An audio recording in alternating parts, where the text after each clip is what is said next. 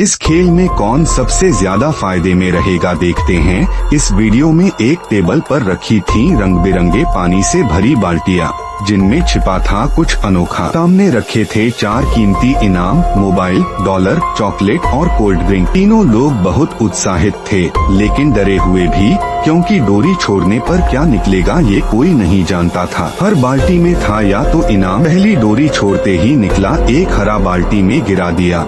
IPhone जीत गए। अब सोनी की मम्मी ने गेम खेला, उसने जीता 10,000 रुपए। सोनी ने कोल्ड ड्रिंक जीता, सबकी साया। अब अगली बाल्टी से मोबाइल मिलेगा या कोई चौंकाने वाला ट्विस्ट। एक गलत खिंचाव और हाथ आएगा, कुछ ऐसा जो सबको चौंका देगा। रहस्य अभी बना हुआ है। अगर आपको ये वीडियो पसंद आया है तो एक लाइक करो। आप लोगों की क्या राय है कमेंट बॉक्स में बताओ और मुझे फॉलो करो। नेक्स्ट वीडियो में फिर मिलेंगे आप लोगों के साथ। तब तक के लिए खुश रहो और मजे करो, एंजॉय।